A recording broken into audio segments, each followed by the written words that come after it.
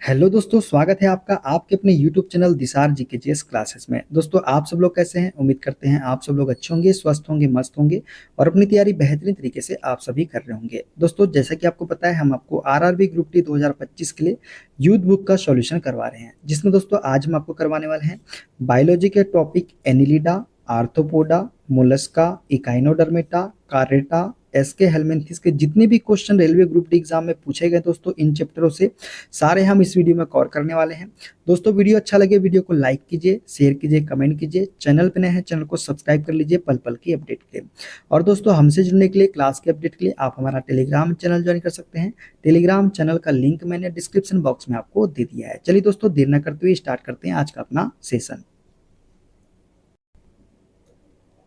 दोस्तों, कल हमने प्लेटी हेलमिंथिस तक के पढ़ लिया था। आज हम पढ़ेंगे एसके हेलमिंथिस के आगे के सारे क्वेश्चन। दोस्तों, पहला क्वेश्चन आपकी स्क्रीन पे, डैश एस्केरिस का साधारण नाम है। तो दोस्तों, एस्केरिस का साधारण नाम क्या होता है? तो राउंड वार्म। राउंड वार्म किसे कहा जाता है? तो एसके हेलमिंथिस को कहा जाता है राउंड वार्म। फ्लेट वार्म किसको कहा जाता है? प्लेटी हेलमिंथिस को। ठीक है, राउंड वार्म एस्केरिस का साधारण नाम है। एस्केरिस स्तनियों की आंत का एक पोषदीय परजीवी होता है। एस्केरिस लुम्बिक्वाइडिस मनुष्य की छोटी आंत में पाया जाता है। एस्केरिस लुम्बिक्वाइडिस जो है ये किसमें पाया जाता है? तो मनुष्य की छोटी आंत में पाया जाता है। अब देखते हैं एनिलिडा के सारे क्वेश्चन। इनमें से कौन सा केचुए का श्वसन अंग होता है? दोस्तों, केचुआ जो है किससे श्वसन लेता है? तो ये लेता है त्वचा से। किससे? त्वचा इसका राइट आंसर हो जाएगा। केचुए अपनी त्वचा से सांस लेते हैं। मछलियां गलफड़ों से सांस लेती है। कॉकरोच और अन्य कीड़े स्पाइरेकल सांस लेने का छिद्र के माध्यम से सांस लेते हैं। किससे? स्पाइरल कल से। स्पाइरल कल से जो है कॉकरोच और अन्य कीड़े सांस से लेते हैं। किससे? जो कि सांस लेने का छिद्र होता है स्पाइरल कल। ठीक है, देखते हैं अगला क्वेश्चन।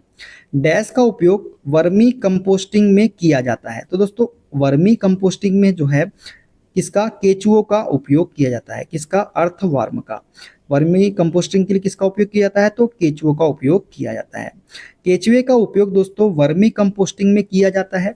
वर्मी कंपोस्ट पोषण पदार्थों से भरपूर एक उत्तम जैव उर्वरक है।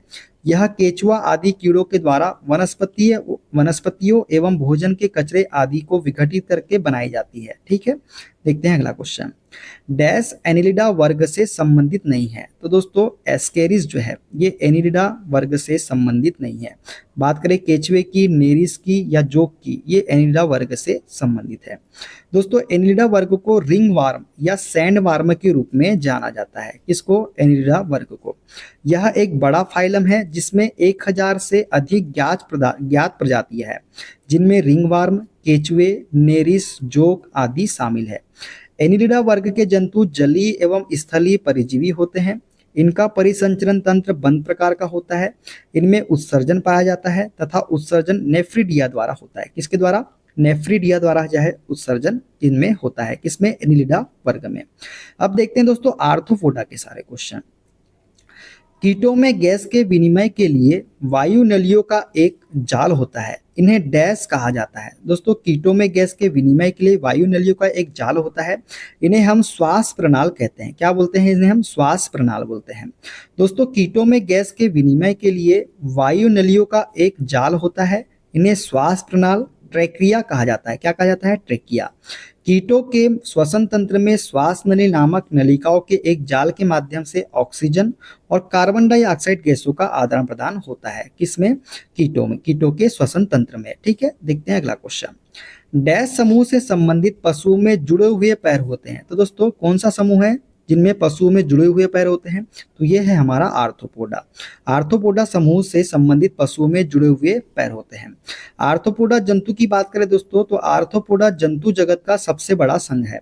तो सबसे बड़ा संघ कौन सा है? हमारा आर्थ्रोपोडा है। ठीक है, इस संघ के सभी सदस्य सभी प्रकार के आवासों जैसे जलीय, स्थलीय, भूमिगत तथा आकाश में पाए जाते हैं। इनके शरीर सिर, वक्ष तथा उदर में विभक्त होता है। इनका बाह्य कंकाल काइटिन नामक कार्बोहाइड्रेट्स का बना होता है। इस संघ के जंतुओं में गमन हेतु संधियुक्त पाद, जॉइंटेड अपेंडिक्स पाए जाते हैं। किसमें? आर्थ्रोपोडा जगत में। ठीक है, कुछ सदस्यों में एक जोड़ी पंख भी पाए जाते हैं। तो संधि युक्त पाद किस में पाए जाते हैं? तो आर्थ्रोपोडा जंतु में पाए जाते हैं, जॉइंटेड अपेंडिक्स। ठीक है, देखते हैं अगला क्वेश्चन। डैश जंतुओं का सबसे बड़ा समूह है? तो आर्थ्रोपोडा जो है ये जंतुओं का सबसे बड़ा समूह है। दोस्तों बात करते हैं आर्थ्रोपोडा की, तो आर्थ्रोपोडा जंतुओं का सबसे बड़ा संघ है। आर्थ्रोपोडा संघ के प्राणियों की प्रजातियां पृथ्वी पर लगभग 2/3 मात्रा में पाई जाती है। इनका शरीर सिर, वक्ष तथा उदर में बटा होता है। शरीर के चारों तरफ एक खोल जैसी रचना मिलती है। प्रायः सभी खंडों के पार्श्व की ओर एक संधि युक्त शाखांग होते हैं। सिर पर 2 संयुक्त नेत्र होते हैं। ये जंतु एकलिंगी होते हैं तथा यह जल और स्थल दोनों में पाए जाते हैं। उदाहरण की बात करें तो तिलचट्टा हो गया, झींगा हो गया, केकड़ा हो गया, तितली हो गया, ये सभी आर्थ्रोपोडा के अंतर्गत आते हैं। ठीक है, देखते हैं अगला क्वेश्चन। डैश कदाचित जानवरों का सबसे बड़ा समूह है? तो आर्थ्रोपोडा जो है दोस्तों ये जानवरों का सबसे बड़ा समूह है। ठीक है, देखते हैं अगला क्वेश्चन। डैश संभवतः प्राणियों का सबसे बड़ा समूह है? तो आर्थ्रोपोडा जो है दोस्तों ये प्राणियों का सबसे बड़ा समूह है। आर्थ्रोपोडा प्राणी जगत का सबसे बड़ा समूह है। इनके पाद संधि युक्त होते हैं। लगभग 2/3 जाति पृथ्वी पर आर्थ्रोपोडा ही है। इनमें रुधिर परिसंचरण तंत्र खुले प्रकार का होता है। इनमें ट्रैकिया, गिल्स तथा बुकलंग्स श्वसन अंग के रूप में कार्य करते हैं। उदाहरण तिलचट्टा हो गया, झींगा हो गया, मछली हो गया, खटमल हो गया, मक्खी, मच्छर, ये सभी किसके उदाहरण हैं? तो आर्थ्रोपोडा जगत के उदाहरण हैं। अब दोस्तों देखते हैं मोलस्का के क्वेश्चन। पहला क्वेश्चन दोस्तों, निम्नलिखित में से कौन चूर्ण प्रवार मोलस्का संघ से संबंधित नहीं है? तो दोस्तों एंटीडोन जो है ये चूर्ण प्रवार मोलस्का संघ से संबंधित नहीं है। मोलस्का संघ के जीवों का शरीर दोस्तों कोमल होने के कारण इन्हें मोलस्का कहा जाता है। किसके कारण मोलस्का कहा जाता है? इनका शरीर कैसा होता है? कोमल। ठीक है, मोलस्का की मुख्य विशेषता यह है कि कई कार्यों के लिए इनमें एक ही अंग का इस्तेमाल होता है। घोंगा, ऑक्टोपस और कैटन इनके उदाहरण हैं, जबकि एंटीडोन एक इकाइनोडर्मेटा संघ का प्राणी है। एंटीडोन किसका प्राणी है? तो इकाइनोडर्मेटा संघ का प्राणी है। अब पढ़ेंगे हम इकाइनोडर्मेटा के ही बारे में। ठीक है, देखते हैं पहला क्वेश्चन। डैश पूरी तरह से मुक्त रहने वाले समुद्री जीव है? तो दोस्तों इकाइनोडर्मेटा जो है ये पूरी तरह से मुक्त रहने वाले समुद्री जीव होते हैं। संघ इकाइनोडर्मेटा के जंतु पूर्णतः समुद्री होते हैं। इकाइनोडर्मेट सामान्यतः समुद्री जीव होते हैं जो कि समुद्र के स्थिर जल के में सतह पर पाए जाते हैं। समुद्र के स्थिर जल में सतह पर पाए जाते हैं। कौन से? इकाइनोडर्मेट्स। ठीक है, इनका शरीर तारों की तरह बेलनाकार या तरबूज या डिस्क जैसे होता है। संघ आर्थ्रोपोडा, मोलस्का और निमेटोडा के जंतु समुद्री स्वच्छ जलीय दोनों ही होते हैं। संघ आर्थ्रोपोडा, मोलस्का और निमेटोडा के जंतु जो होते हैं समुद्री स्वच्छ जलीय दोनों ही होते हैं। ठीक है, देखते हैं अगला क्वेश्चन। जल संवहन प्रणाली डैश में पाई जाती है? दोस्तों जल संवहन प्रणाली जो है ये समुद्री खीरा में पाई जाती है। किसमें? समुद्री खीरा में। जल संवहन प्रणाली समुद्री खीरा में पाई जाती है जो इकाइनोडर्मेटा संघ का प्राणी है। जल संवहन तंत्र इकाइनोडर्मेटा संघ के प्राणियों का विशिष्ट लक्षण है। इसी के माध्यम से ये श्वसन, गमन आदि क्रियाएं संपन्न करते हैं। ठीक है, किसके माध्यम से? जल संवहन तंत्र के माध्यम से। देखते हैं अगला क्वेश्चन। स्टार फिश डैश समूह से संबंधित है? दोस्तों जो स्टार फिश है ये इकाइनोडर्मेटा समूह से संबंधित है। किससे? इकाइनोडर्मेटा समूह से।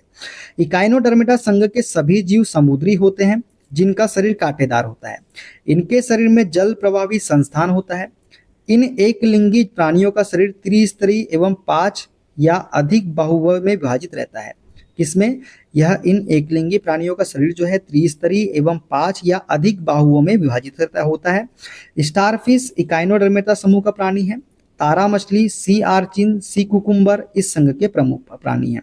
तो तारा मछली भी आपको याद रखना है, सी आर्चिन भी आपको याद रखना है और सी कुकुम्बर भी आपको याद रखना है। स्टारफिश तो है ही। ठीक है, देखते हैं अगला क्वेश्चन।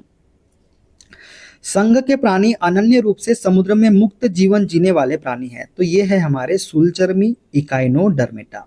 इकाइनोडर्मेटा जो है दोस्तों समुद्र में मुक्त जीवन जीने वाले प्राणी होते हैं। देखते हैं अगला क्वेश्चन। डैश केवल समुद्र में पाई जाने वाली मछली है? तो दोस्तों स्टार फिश जो है ये केवल समुद्र में पाई जाती है। कौन सी मछली? Star fish. इकाइनोडर्मेटा संघ के प्राणियों में कैल्शियम युक्त कंकाल पाया जाता है, इसलिए इनका नाम इकाइनोडर्मेटा शूल युक्त शरीर रखा गया है। ये सभी कैसे होते हैं? तो समुद्री होते हैं। एस्टेरियस तारामीन, स्टारफिश, समुद्री आर्चिन, समुद्री लिली इत्यादि इस संघ के सदस्य है। जेलीफिश ऑरेलिया संघ नाइट्रिया का सदस्य है। सिल्वर फिश जो है ये सिल्वर फिश संघ आर्थ्रोपोडा का सदस्य है। डॉग फिश की बात करें तो ये कार्डेटा वर्ग कार्डिकिथिस का सदस्य है। कौन सा? Dog fish. ये तीनों ताजे जल तथा समुद्री जल दोनों में पाई जाती है। ठीक है, देखते हैं अगला क्वेश्चन। अब देखते हैं कॉरेड्रा के सारे क्वेश्चन। तो निम्नलिखित में से कौन कशेरुकु की विशेषता नहीं है? तो दोस्तों कशेरुकु की विशेषता नहीं है ऑप्शन नंबर बी व्यासीय सममिति। व्यासीय सममिति जो है ये कशेरुकु की विशेषता नहीं है। पृष्ठ रज्जु आंतरिक कंकाल द्विभागी सममिति आदि कशेरुकु की विशेषता है। कशेरुकी जीवों में जीवन के किसी न किसी अवस्था में पृष्ठ रज्जु अवश्य दिखाई पड़ती है।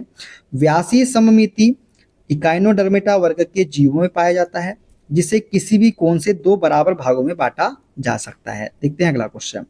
निम्नलिखित में से कौन सा जीव कशेरुकी नहीं है? तो दोस्तों कशेरुकी नहीं है तो केचुआ जो है केचुआ जो है ये कशेरुकी नहीं है। छिपकली, मछली, मेंढक ये कैसे जीव है? तो कशेरुकी जीव है। कशेरुकी जीव की बात करें दोस्तों तो कशेरुकी जीव वे जीव होते हैं जिनके वयस्क जीवन में अस्थि अथवा उपास्थि कशेरुकाओं की बनी कशुरेक दंड रीढ़ होती है तथा इसके अलावा अन्य अस्थियां और उपास्थियां होती है जो कि मिलकर अंतः कंकाल बनाती है। इनका संबंध कार्डेटा संघ से होता है। मछली, छिपकली, मेंढक, मानव इत्यादि कशेरुकी प्राणी होते हैं। केचुआ एक अकशेरुकी प्राणी है जो कि एनिलिडा संघ के अंतर्गत वर्गीकृत किया जाता है। देखते हैं अगला क्वेश्चन। निम्न में से कौन सा कथन गलत है? सभी रज्जु की कार्डेटा डैश है। तो दोस्तों सभी रज्जु की कार्डेटा डिप्लोब्लास्टिक होते हैं, ये गलत कथन है। ये बात करें पहले कथन की तो सभी रज्जुकी में पृष्ठी तंत्रिका नाल होती है, सत्य कथन है। सिलोमेर होते हैं, सत्य कथन है। मेरुदंड होता है, सत्य कथन है। तो गलत कथन कौन सा है? डिप्लोब्लास्टिक। ये ट्रिप्लोब्लास्टिक होते हैं दोस्तों। ठीक है, रज्जु की कार्डेटा संघ की जीव जगत का सबसे विकसित संघ है। दोस्तों रज्जु की या कार्डेटा जो है ये संघ के जीव जगत का सबसे विकसित संघ है। इस संघ के 3 मूल लक्षण हैं। पृष्ठवत नलिकाकार केंद्रीय तंत्रिका तंत्र, मेरुदंड, ग्रसनी क्लोम दरारें और सभी कशेरुकी कैसे होते हैं? तो ट्रिप्लोब्लास्टिक होते हैं, आपको याद रखना है। ठीक है, देखते हैं अगला क्वेश्चन। निम्नलिखित में से कौन सी कशेरुकियों की एक विशेषता नहीं है? तो दोस्तों इनके जीवन के एक स्तर पर पृष्ठ रज्जु नोटोकार का निर्माण होता है, ये सत्य है। वे असममित होते हैं, ये गलत है दोस्तों। असममित नहीं, सममित होते हैं।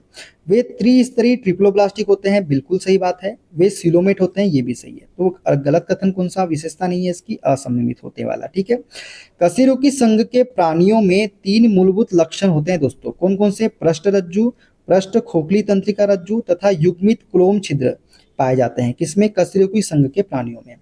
इनमें द्विपार्श्व सममिति कोशिका भ्रूण स्तर ट्रिप्लोब्लास्टिक, त्रिस्तरीय तथा प्रगुही प्राणी होते हैं।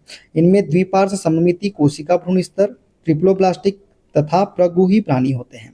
इसमें गुदा पश्चपुच्छ तथा बंद परिसंचरण तंत्र होता है।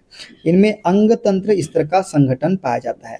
तो इसमें गुदा कैसा होता है? पश्चपुच्छ। ठीक है, तथा संचरण परिसंचरण तंत्र कैसा होता है? तो बंद होता है। ठीक है, किसमें? कशेरुकी संघ के प्राणियों में। ये सभी आपको याद रखना है। तो दोस्तों ये थे सारे क्वेश्चन। वीडियो कैसा लगा कमेंट बॉक्स में जरूर बताइएगा। वीडियो अच्छा लगे दोस्तों वीडियो को लाइक कीजिए, शेयर कीजिए, कमेंट कीजिए। चैनल पे नए हैं चैनल को सब्सक्राइब कर लीजिए पल पल की अपडेट के लिए। मिलते हैं अगले वीडियो में, अपना ख्याल रखिए। Okay, bye bye, take care.